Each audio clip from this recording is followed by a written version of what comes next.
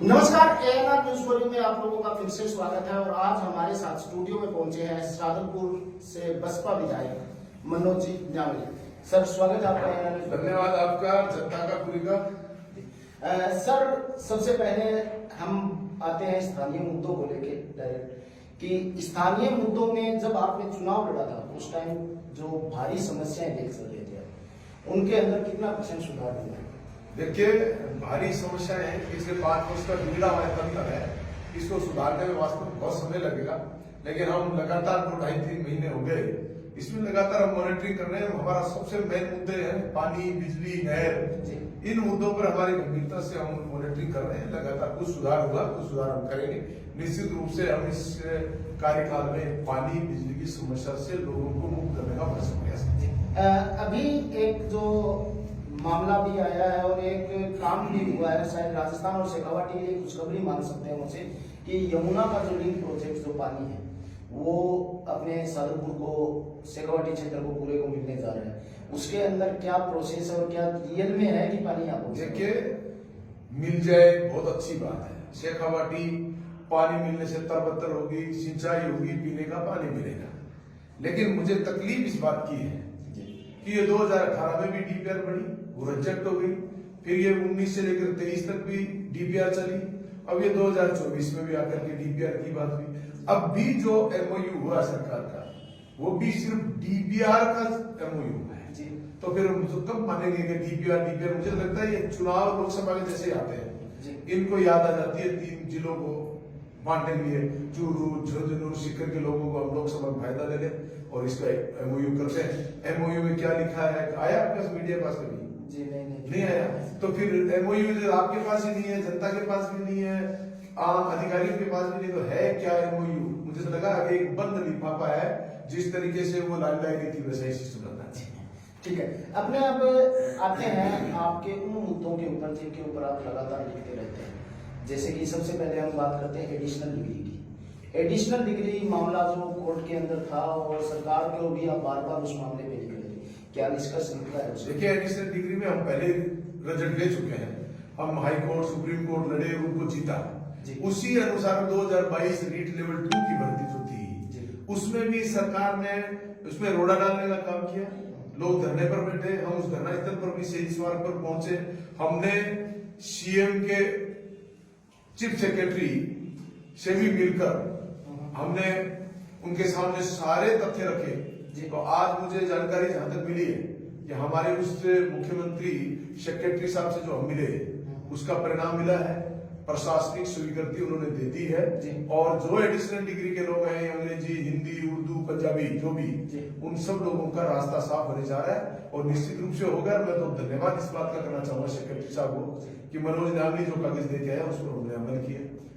तो ये आपकी एक बहुत बड़ी सफलता है। इसके साथ ही आपने शायद एक सफलता ईडब्ल्यूएस मामले में भी हासिल की है। प्रकरण पूरा क्या था और किस तरीके से? देखिए, ईडब्ल्यूएस भी बहुत एक गंभीर सब्जेक्ट था।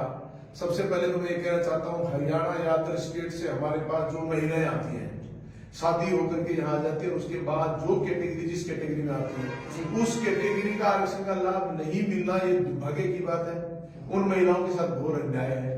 मैं सरकारों से, चाहे राज्य की सरकार है चाहे केंद्र की सरकार, उनसे मैं मांग करता हूँ कि जो महिला दूसरे राज्य से यहाँ शादीशुदा होकर आए, वो चाहे किसी भी कैटेगरी में, उसी कैटेगरी में उसको आरक्षण मिलना चाहिए। और वो नहीं मिला। लेकिन ईडब्ल्यूएस में हमने निश्चित रूप से अदर स्टेट से आने वाली महिलाएं 2 को हमने भी नियुक्ति दिलाई है, अमन कुमारी और पूजा कुमारी को। दोनों को हमने नियुक्ति दिलाने में सफलता हासिल की है। ईडब्ल्यूएस का सर्टिफिकेट अदर स्टेट की महिलाओं का बढ़ा और हम आगे भी निश्चित रूप से इस तरीके से इसको लड़ेंगे। हम अंतिम उस समय तक की बात करना चाहते हैं कि सबको आरक्षण मिले। तो एक आप लगातार साथ में एक लिखते भी रहे हैं सरकार को भी अपने पत्र के अंदर कि अनिवार्य डिग्री जो मामला है, अनिवार्य स्नातक डिग्री थी, उसके अंदर जो है उनको शामिल नहीं किया जा रहा था। उस मामले को कहां तक आप? देखिए, इनको शामिल करना पड़ेगा और शामिल किया भी है। हम लगातार इस मुद्दे को लेकर लड़ रहे हैं। एडिशनल डिग्री का सब्जेक्ट था, वो बड़ा था हमारे लिए। सामान्य डिग्री का तो था ही, पर एडिशनल का बड़ा गंभीर था। उसको आज अगर उन्होंने स्वीकृत किया, शास्त्रीय अनुसूची है, तो ये हमारी एक नई जीत होगी। और बेरोजगारों के साथ वेटिंग लिस्ट 2018, 2016 हमारे लोग बेरोजगार आज भी धक्के खा रहे हैं। ये अधिकारियों की घोर लापरवाही के कारण खा रहे हैं। सरकार उन पर भी घोर विचार करे।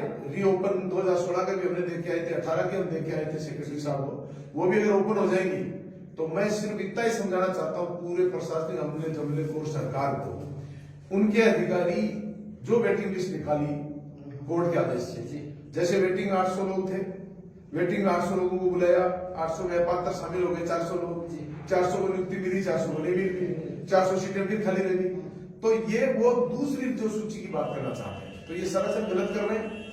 सूची पहली को पूरा करो, उसमें आपको लगता है अपात्र 800 में अपात्र आ गए तो और आप नीचे तक जाओ, जब तक वो 800 नहीं बच जाए उसको पूरा करो, लेकिन उसको तो पूरा करते नहीं है। और सेकंड नहीं निकलेगी, सेकंड नहीं निकलेगी, सेकंड नहीं निकलेगी, एक रटा रटाया शब्द पकड़ लिया अधिकारियों ने, और वही सरकार को बताना की कोशिश करते हैं।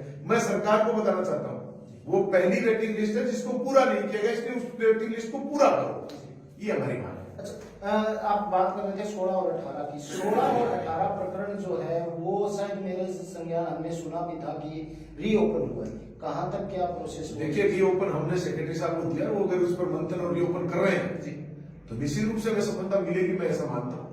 और नहीं मिलेगी तो फिर हम कोई रास्ता देखेंगे। रीट 2022 को लेकर क्या प्रतिक्रिया है? 22 वाले को भी नियुक्ति देने में गवर्नमेंट ने बहुत लापरवाही करी, 22 वालों के लिए भी हमने लड़े, और निश्चित रूप से वो तो देना ही पड़ेगा।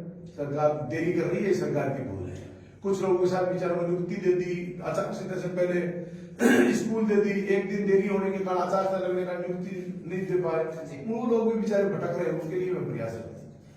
चलो, लोकसभा चुनाव आ रहे हैं, उनके चलते हैं, गर्मा गर्मी का माहौल है, उठा पटक चल रही है, कांग्रेस और बीजेपी दोनों बड़ी पार्टियों में। बसपा क्या भूमिका निभाने वाली है? देखिए, हाथी विधानसभा में चला गया 2024 के चुनाव में, और हमारा प्रयास है हाथी दिल्ली जाए, और ये कांग्रेस और बीजेपी वाले ऐसे ही भटकते रहते हैं, भटकते रहेंगे, इनकी आदत पड़ी हुई है। कभी कोई विधानसभा में इधर चला गया, कोई लोकसभा में चला जाएगा। ये राज के पोषक लोग हैं, ये जनता के हितैषी नहीं हो सकते। देखिए, 40 साल तक राहुल कसवा को उस परिवार में 4 बार सांसद राम सिंह जी को बनाया, 2 बार राहुल जी कसवा को बनाया, उनकी मदर को एमएलए बनाया, उनके पिताजी को एमएलए बनाया, उनको 2 बार प्रधान बनाया, 1 बार प्रमुख बनाया, सरपंच बनाया, बीडीसी बनाया, डीडीसी बनाया। 40 साल तक जिस पार्टी में रहे और सारी कुर्सियां दी, एक बार उनको ये मौका कि हम किसी दूसरे को दे रहे हैं, आप इनको जिताने का प्रयास करो, तो ही भाग रही है। विधानसभा में तो कह रहे थे मोदी को देखो, मोदी को देखो, मोदी को देखो, हमारा प्रधानमंत्री यशस्वी प्रधानमंत्री है। अब कल कुछ मुंह से कहेंगे कि वो यशस्वी नहीं रहा, 2 महीने में यशस्वी खत्म थोड़ी हो गया। अभी भाषण दे रहे थे प्रधानमंत्री यशस्वी है, प्रधानमंत्री विकसित भारत, विकासशील भारत की बात करते हैं, और 47 तक भारत को समर्थ कर देंगे। वही राहुल कसवा में सुन रहा हूँ कल कांग्रेस में जा रहे हैं, तो फिर कैसे कहेंगे मोदी यशस्वी नहीं रहा? तो बड़ी शर्म की बात है। और मैं तो सुन रहा हूँ कि वो कांग्रेस में जा रहे हैं, कोई बीजेपी, कांग्रेस वाले बीजेपी में जा रहे हैं। पिछली बार विधानसभा में सुमित्रा जी पूनिया नंदलाल जी आए थे, वो कांग्रेस छोड़ के बीजेपी में आए। ये जिसके घर गए वो घर वाला भाग के जा रहा है, मैं कांग्रेस में जा रहा हूँ, तो बड़ी दुर्गति है, बड़े दुर्भाग्य की बात है इस तरीके से भाग। लेकिन मैं तो कह रहा हूँ, मेरी जनता को अपील करता हूँ, ये एपिसोड इनका दुर्भाग्य है, चलता रहेगा। हमको हमें समेटना है, इनको हमको निपेटना है, और कुछ हद तक हम निपटाने में कामयाब हो गए। आखिरी पड़ाव है मेरे साथियों, हाथी की सवारी फिर से करो। लोकसभा में दिल्ली जाएंगे, विधानसभा में आपने पहुंचाया, आपका शुक्रगुजार इसलिए करता हूं कि इतनी विकट परिस्थितियों में मनोज न्यागली को वोट, नोट और सपोर्ट देकर विधानसभा में भेजा। इसी तरीके से कर्मा दृष्टि आप कर देना, लोकसभा में हम चले जाएंगे, निश्चित रूप से इनको साफ करेंगे। तो जनता निश्चित मान सकती है कि अब की बार लोकसभा की तैयारी मनोज न्यागली करने वाले हैं? ये मैं मनोज न्यागली नहीं कह सकता, क्योंकि ये पार्टी का डिसीजन होगा, कौन उम्मीदवार होगा ये तो पार्टी तय करेगी। जो उम्मीदवार होगा हम कोशिश करेंगे वो हाथी, मतलब हाथी की बात कर रहा हूँ, मैंने किसी व्यक्ति का नाम नहीं लिया। हाथी दिल्ली जाएगा, अब हाथी दिल्ली कौन सवारी कौन होगी ये मैं नहीं कह सकता। तो मतलब कि हम उन अफवाहों को एक बार दरकिनार कर सकते हैं जो हमें सुनने में आ रही थी कि मनोज न्यागली अब की बार बीजेपी को समर्थन दे रहे हैं। मैं तो भाइयों, आप मीडिया के बंधु हो, और मीडिया बंधुओं ने जो चलाया उनसे भी मैं आग्रह करना चाहता हूँ, यार कहीं तो थोड़ा बहुत पलोथन तो लगाओ, बिना पलोथन ही लपेट रहे हो यार, बहुत गलत बात है। उनको ये पूछो आप मीडिया के बंधुओं से, मनोज न्यागली को पिछले 15-10 दिन में किसी इंटरव्यू में, किसी टीवी में, किसी नेता के मुलाकात में आपने उसे कोई, मेरे से कोई कमेंट्स लिया हो, मेरा कोई स्टेटमेंट हो, तो फिर क्यों चला रहे हैं? अपनी टीआरपी बढ़ाने के लिए। तो मैं उनको टीआरपी बढ़ाने को कहता हूँ कि आप तो भाइयों मैं थारा धन्यवाद करूंगा, तेरे को मनोज रानी बीजेपी में जाओ बड़ा पद मिल सकता है, पहले बात कैबिनेट वाली कुर्सी का सील लाओ, पहली बात में बात करिए क्यों ला गया। चलो ठीक है विधायक जी, आपके साथ शुभकामनाएं रहेगी कि धन्यवाद। पार्टी फिर से आपकी आगे बढ़े। हाँ। हमारे साथ जुड़ने के लिए नमस्कार। धन्यवाद। हम लोग एक बार फिर से आप लोगों के साथ में जुड़ेंगे, एक नई हस्ती के साथ, एक नए चेहरे के साथ, वही क्षेत्र और प्रदेश की समस्याओं को लेके। बने रहिए ना न्यूज़4यू के साथ। नमस्कार, धन्यवाद।